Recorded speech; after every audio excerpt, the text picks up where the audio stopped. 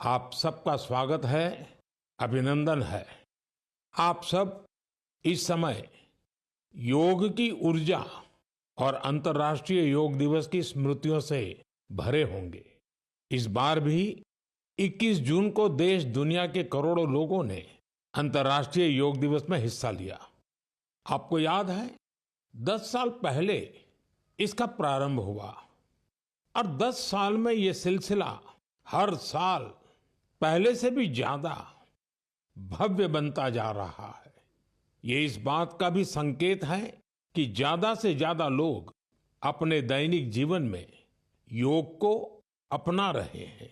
Shyam steel flexi strong TMT बार, ये strong के साथ फ्लेक्सिबल भी है। आपदा मुसीबत कोई भी आए, ये घर को अटूट बनाए। जब टीएमटी फ्लेक्सी स्ट्रॉन्ग, तो घर रहे हमेशा के लिए स्ट्रॉन्ग। हमने इस बार योग दिवस की कितनी ही आकर्षक तस्वीरें देखी हैं। विशाखापत्तनम के समुद्र तट पर 3 लाख लोगों ने एक साथ योग किया। विशाखापत्तनम से ही एक और अद्भुत दृश्य सामने आया। 2000 से ज्यादा आदिवासी छात्रों ने 108 मिनट तक 108 सूर्य नमस्कार किए। सोचिए कितना अनुशासन, कितना समर्पण रहा होगा। हमारे नौसेना के जहाजों पर भी योग की भव्य झलक दिखी। तेलंगाना में 3000 दिव्यांग साथियों ने एक साथ योग शिविर में भाग लिया। उन्होंने दिखाया कि योग किस तरह सशक्तिकरण का माध्यम भी है। दिल्ली के लोगों ने योग को स्वच्छ यमुना के संकल्प से जोड़ा और यमुना तट पर जाकर योग किया। जम्मू कश्मीर में चिनाब ब्रिज, जो दुनिया का सबसे ऊंचा रेलवे ब्रिज है, वहां भी लोगों ने योग किया। हिमालय की बर्फीली चोटियां और आईटीबीपी के जवान, वहां भी योग दिखा। साहस और साधना साथ साथ चले। गुजरात के लोगों ने भी एक नया इतिहास रचा। वडनगर में 2121 लोगों ने एक साथ भुजंगासन किया और नया रिकॉर्ड बना दिया। न्यूयॉर्क, लंदन, टोक्यो, पेरिस, दुनिया के हर बड़े शहर से योग की तस्वीरें आई और हर तस्वीर में एक बात खास रही: शांति, स्थिरता और संतुलन। इस बार की थीम भी बहुत विशेष थी।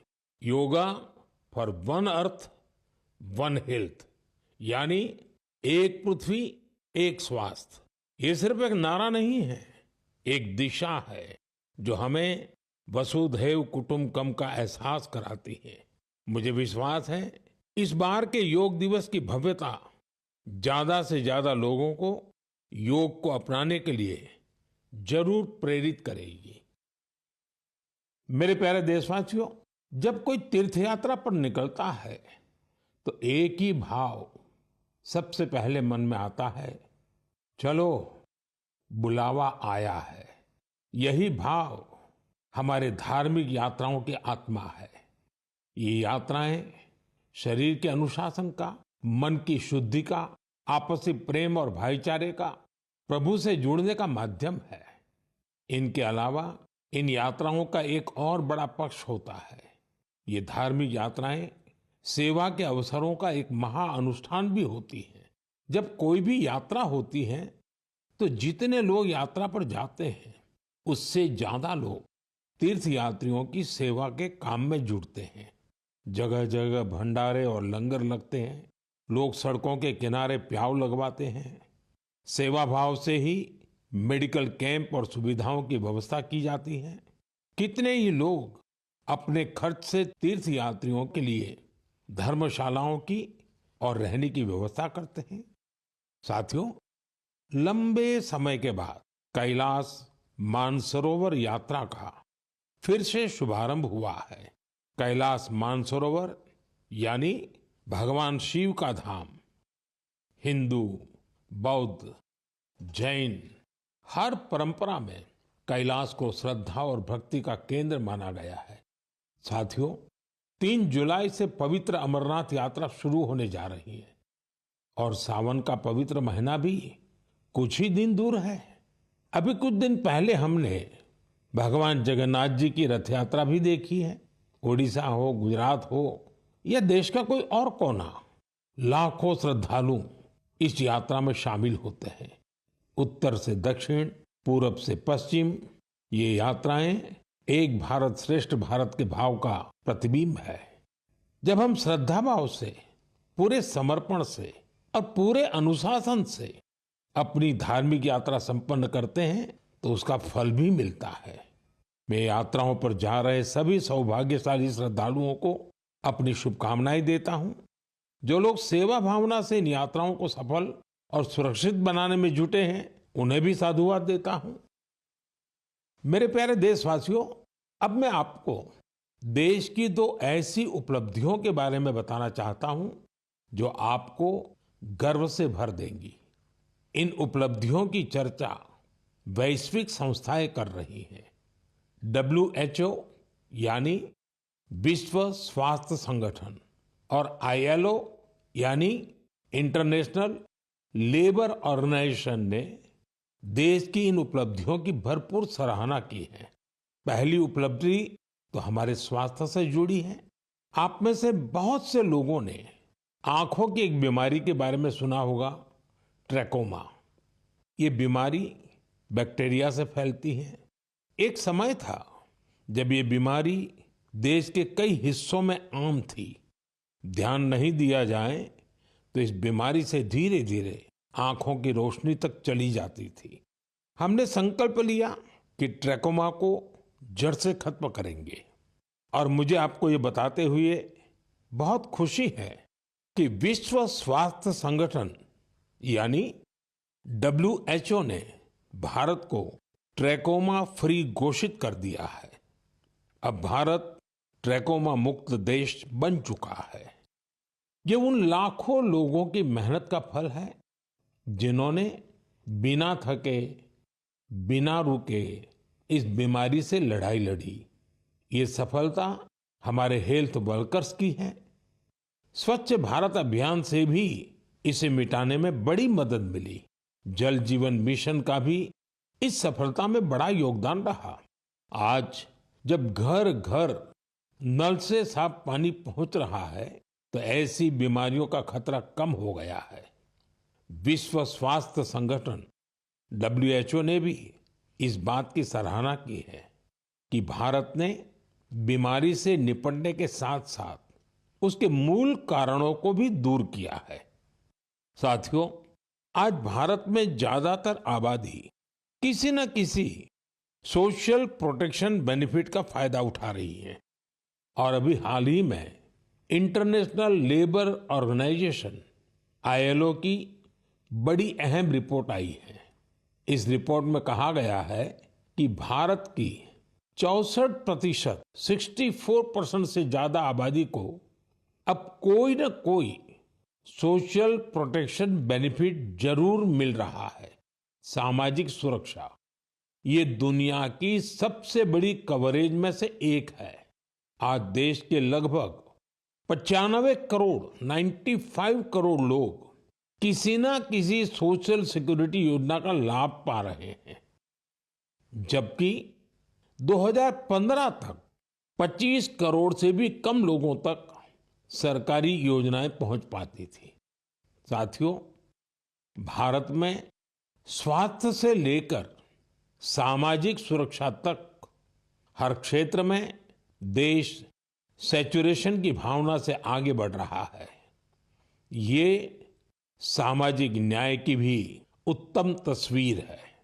इन सफलताओं ने एक विश्वास जगाया है कि आने वाला समय और बेहतर होगा। हर कदम पर भारत और भी सशक्त होगा। मेरे प्यारे देशवासियों, जन भागीदारी की शक्ति से बड़े बड़े संकटों का मुकाबला किया जा सकता है। मैं आपको एक ऑडियो सुनाता हूं। इस ऑडियो में आपको उस संकट की भयावहता का अंदाजा लगेगा। वो संकट कितना बड़ा था, पहले वो सुनिए, समझिए। आखिर ये जो जुल्म हुआ 2 साल तक, जुल्म तो 5-7 साल से शुरू हो गया था, मगर वो शिखर पर पहुंच गया है 2 साल में जब इमरजेंसी लोगों पर ठोक दी। और अमानुषी बर्ताव लोगों के साथ किया गया। लोगों के स्वतंत्रता के हक छीन लिए गए।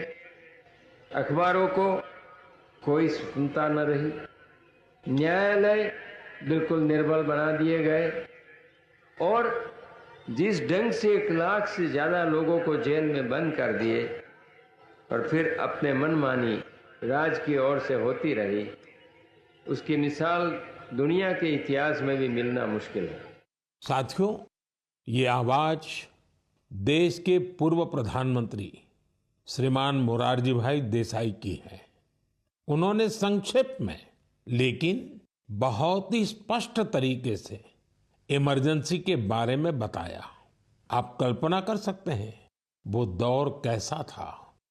इमरजेंसी लगाने वालों ने ना सिर्फ हमारे संविधान की हत्या की, बल्कि उनका इरादा न्यायपालिका को भी अपना गुलाम बनाए रखने का था। इस दौरान लोगों को बड़े पैमाने पर प्रताड़ित किया गया था। इसके ऐसे अनेक उदाहरण हैं जिन्हें कभी भी भुलाया नहीं जा सकता। जॉर्ज फर्नांडिस साहब को जंजीरों में बांधा गया था। अनेक लोगों को कठोर यातनाएं दी गई। मिसा के तहत किसी को भी ऐसे ही गिरफ्तार कर लिया जाता था। स्टूडेंट्स को भी परेशान किया गया। अभिव्यक्ति की आजादी का भी गला घोंट दिया गया। साथियों, उस दौर में जो हजारों लोग गिरफ्तार किए गए, उन पर ऐसे ही अमानवीय अत्याचार हुए। लेकिन ये भारत की जनता का सामर्थ्य है कि वो झुकी नहीं, टूटी नहीं और लोकतंत्र के साथ कोई समझौता उसने स्वीकार नहीं किया। आखिरकार जनता जनार्दन की जीत हुई। आपातकाल हटा लिया गया और आपातकाल थोपने वाले हार गए। बाबू जगजीवन राम जी ने इस बारे में बहुत ही सशक्त तरीके से अपनी बातें रखी थी। बहनों और भाइयों, पिछला चुनाव नहीं था, भारत की जनता का एक महान अभियान था। उस समय के परिस्थितियों को बदल देने का, तानाशाही के धारा को मोड़ देने का और भारत में प्रजातंत्र की बुनियाद को मजबूत कर देने का। अटल जी ने भी तब अपने ही अंदाज में जो कुछ कहा था वो भी हमें जरूर सुनना चाहिए। बहनों और भाइयों, देश में जो कुछ हुआ उसे केवल चुनाव नहीं कह सकते। एक शांतिपूर्ण क्रांति हुई है। लोक शक्ति की लहर ने लोकतंत्र की हत्या करने वालों को इतिहास के कूड़ेदान में फेंक दिया है। साथियों, देश पर इमरजेंसी थोपे जाने के 50 वर्ष कुछ दिन पहले ही पूरे हुए हैं। हम देशवासियों ने संविधान हत्या दिवस मनाया है। हमें हमेशा उन सभी लोगों को याद करना चाहिए जिन्होंने इमरजेंसी का डटकर मुकाबला किया था। इससे हमें अपने संविधान को सशक्त बनाए रखने के लिए निरंतर सजग रहने की प्रेरणा मिलती है। मेरे प्यारे देशवासियों, आप एक तस्वीर की कल्पना कीजिए। सुबह की धूप पहाड़ियों को छू रही है। धीरे धीरे उजाला मैदानों की ओर बढ़ रहा है और उसी रोशनी के साथ बढ़ रही है फुटबॉल प्रेमियों की टोली। सीटी बजती है और कुछ ही पलों में मैदान तालियों और नारों से गूंज उठता है। हर पास, हर गोल के साथ लोगों का उत्साह बढ़ रहा है। आप सोच रहे होंगे कि कौन सी खूबसूरत दुनिया है। साथियों, ये तस्वीर असम के एक प्रमुख क्षेत्र बोडोलैंड की वास्तविकता है। बोडोलैंड आज अपने एक नए रूप के साथ देश के सामने खड़ा है। यहाँ के युवाओं में जो ऊर्जा है, जो आत्मविश्वास है, वो फुटबॉल के मैदान में सबसे ज्यादा दिखता है। बोडो टेरिटोरियल एरिया में बोडोलैंड कैंप कप का आयोजन हो रहा है। ये सिर्फ एक टूर्नामेंट नहीं है, ये एकता और उम्मीद का उत्सव बन गया है। 3700 से ज्यादा टीमें, करीब 70,000 खिलाड़ी और उनमें भी बड़ी संख्या में हमारी बेटियों की भागीदारी। ये आंकड़े बोडोलैंड में बड़े बदलाव की गाथा सुना रहे हैं। बोडोलैंड अब देश के खेल नक्शे पर, स्पोर्ट्स के मैप पर अपनी चमक और बढ़ा रहा है। साथियों, एक समय था जब संघर्ष ही यहाँ की पहचान थी।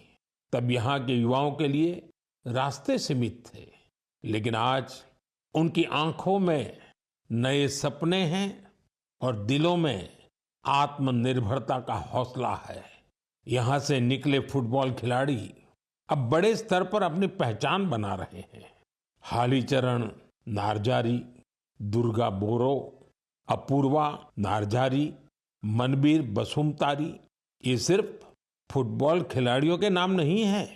ये उस नई पीढ़ी की पहचान है जिन्होंने बोडोलैंड को मैदान से राष्ट्रीय मंच तक पहुंचाया।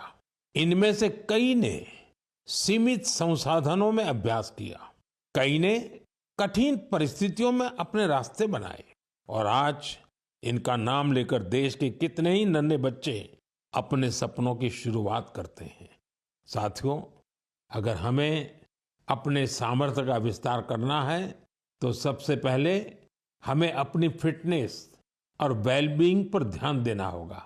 वैसे साथियों, फिटनेस के लिए, ओबेसिटी कम करने के लिए मेरा एक सुझाव आपको याद है ना? खाने में 10% तेल कम करो, मोटापा घटाओ। जब आप फिट होंगे तो जीवन में और ज्यादा सुपर हिट होंगे।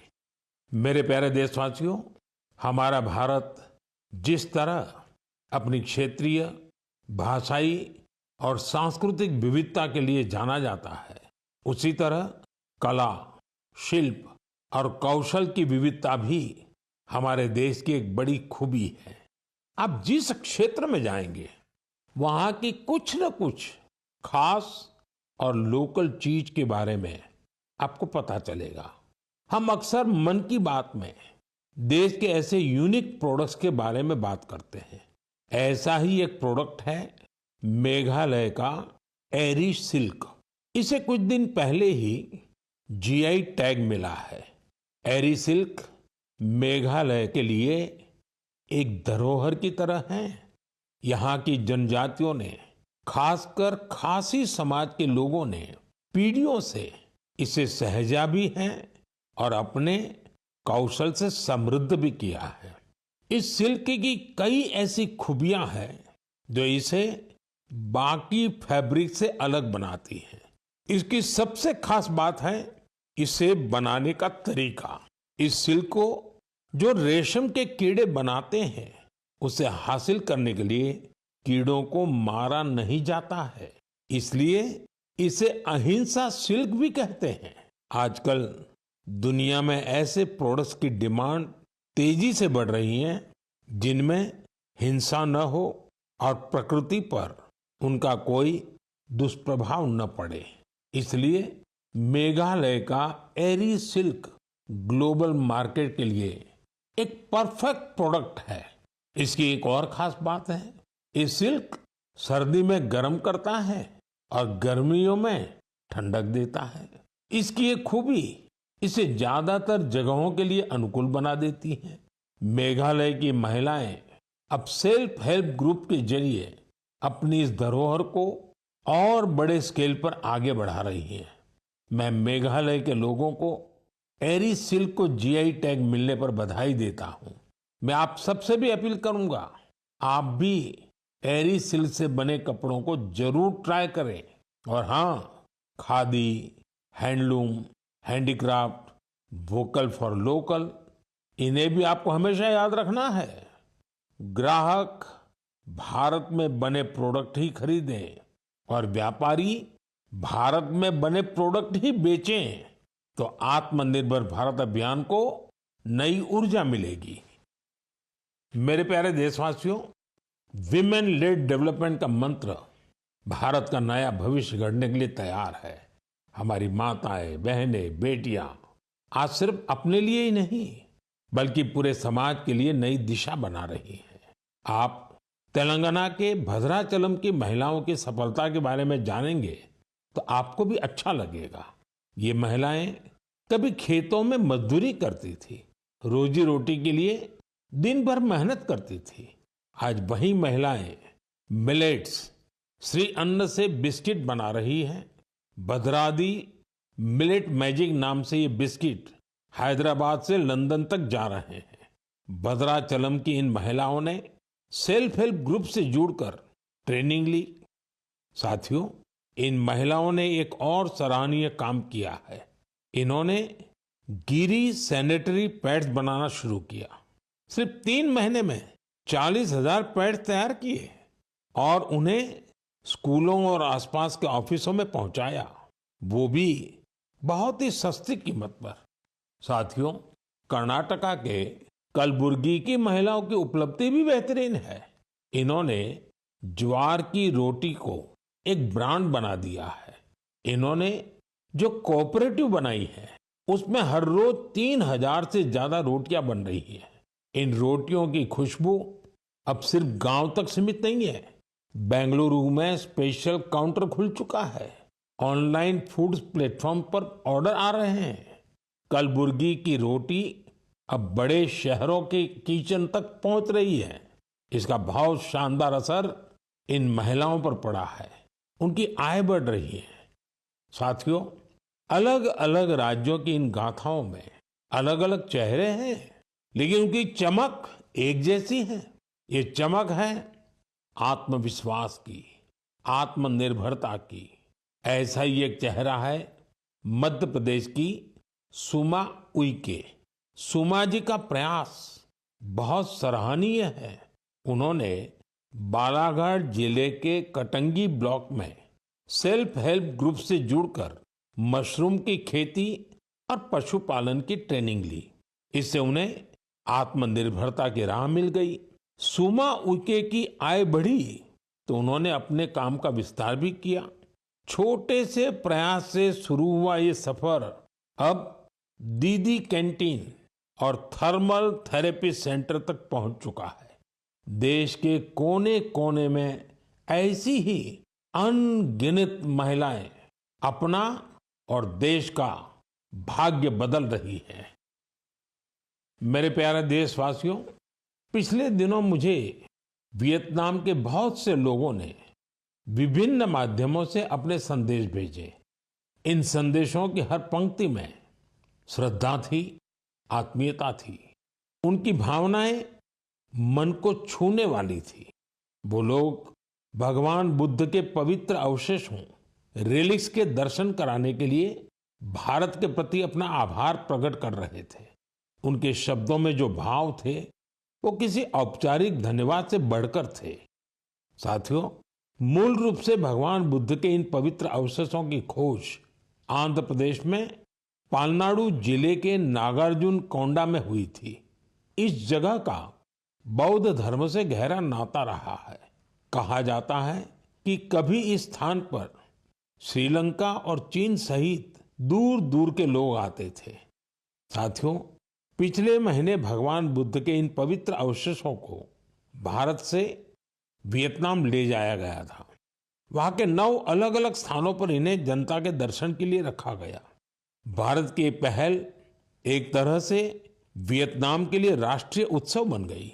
आप कल्पना कर सकते हैं, करीब 10 करोड़ लोगों की आबादी वाले वियतनाम में 1.5 करोड़ से ज्यादा लोगों ने भगवान बुद्ध के पवित्र अवशेषों के दर्शन किए।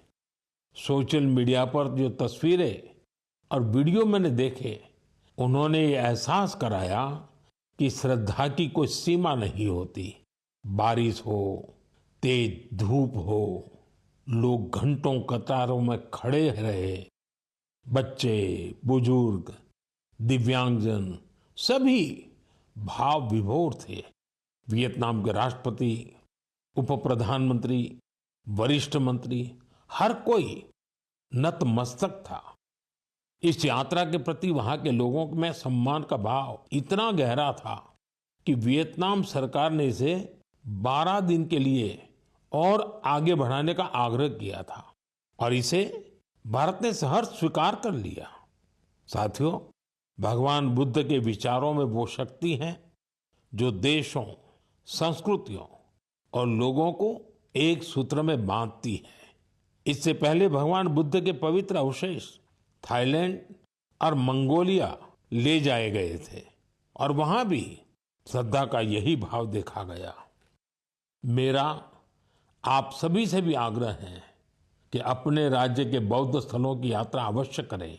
एक आध्यात्मिक अनुभव होगा, साथ ही हमारी सांस्कृतिक विरासत से जुड़ने का एक सुंदर अवसर भी बनेगा। मेरे प्यारे देशवासियों, इस महीने हम सब ने विश्व पर्यावरण दिवस मनाया। मुझे आपके हजारों संदेश मिले। कई लोगों ने अपने आसपास के उन साथियों के बारे में बताया जो अकेले ही पर्यावरण बचाने के लिए निकल पड़े थे और फिर उनके साथ पूरा समाज जुड़ गया। सबका यही योगदान हमारी धरती के लिए बड़ी ताकत बन रहा है। पुणे के श्री रमेश खरमाले जी, उनके कार्यों को जानकर आपको बहुत प्रेरणा मिलेगी। जब हफ्ते के अंत में लोग आराम करते हैं तो रमेश जी और उनका परिवार कुदाल और फावड़ा लेकर निकल पड़ते हैं। जानते हैं कहाँ? जुन्नर की पहाड़ियों की ओर। धूप हो या ऊंची चढ़ाई, उनके कदम रुकते नहीं। वो झाड़ियां साफ करते हैं, पानी रोकने के लिए ट्रेंच खोदते हैं और बीज बोते हैं। उन्होंने सिर्फ 2 महीनों में 70 ट्रेंच बना डाले। रमेश जी ने कई सारे छोटे तालाब बनाए हैं, सैकड़ों पेड़ लगाए हैं। वो एक ऑक्सीजन पार्क भी बनवा रहे हैं। नतीजा ये हुआ कि यहाँ अब पक्षी लौटने लगे हैं, वन्य जीवन को नई सांसें मिल रही हैं। ये स्टाइल का मामला है। रूपा फ्रंटलाइन।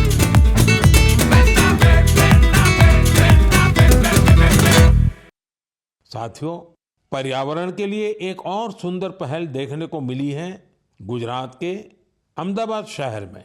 यहाँ नगर निगम ने मिशन फॉर मिलियन ट्रीज अभियान शुरू किया है। लक्ष्य है लाखों पेड़ लगाना। इस अभियान की एक खास बात है सिंदूर वन।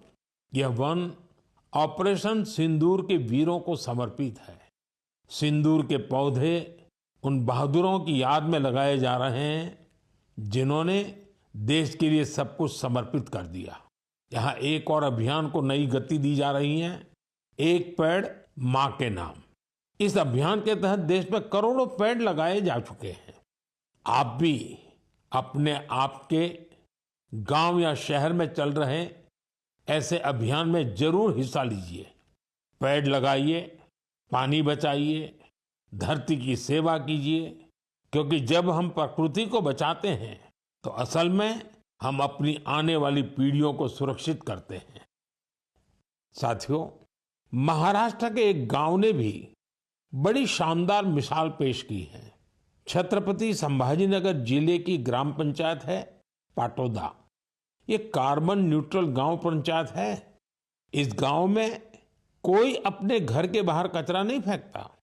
हर घर से कचरा इकट्ठा करने की पूरी व्यवस्था है। यहाँ गंदे पानी का ट्रीटमेंट भी होता है।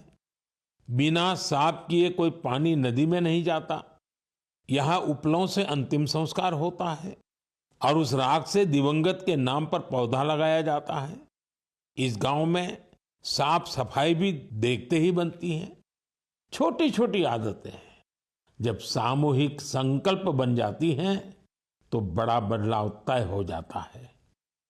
मेरे प्यारे साथियों, इस समय सबकी निगाहें इंटरनेशनल स्पेस सेंटर पर भी है। भारत ने एक नया इतिहास रचा है। मेरी कल ग्रुप कैप्टन शुभांशु शुक्ला से बात भी हुई है। आपने भी शुभांशु से मेरी बातचीत को जरूर सुना होगा। अभी शुभांशु को कुछ और दिन इंटरनेशनल स्पेस सेंटर रहना है। हम मिशंस के बारे में और बातें करेंगे, लेकिन मन की बात के अगले एपिसोड में। अब समय है इस एपिसोड में आपसे विदा लेने का। लेकिन साथियों, जाते जाते मैं आपको एक खास दिन की याद दिलाना चाहता हूं। 1 जुलाई, परसों, यानी 1 जुलाई को हम 2 बेहद महत्वपूर्ण प्रोफेशंस का सम्मान करते हैं, डॉक्टर्स और सीए। ये दोनों ही समाज के ऐसे स्तंभ हैं जो हमारी जिंदगी को बेहतर बनाते हैं। डॉक्टर हमारे स्वास्थ्य के रक्षक हैं और सीए, चार्टर्ड अकाउंटेंट, आर्थिक जीवन के मार्गदर्शक हैं। मेरी सभी डॉक्टर्स और चार्टर्ड अकाउंटेंट्स को ढेर सारी शुभकामनाएं। साथियों, आपके सुझावों का मुझे हमेशा इंतजार रहता है। मन की बात का अगला एपिसोड आपके इन्हीं सुझावों से और समृद्ध होगा। फिर मुलाकात होगी नई बातों के साथ, नई प्रेरणाओं के साथ, देशवासियों की नई उपलब्धियों के साथ। बहुत बहुत धन्यवाद। नमस्कार।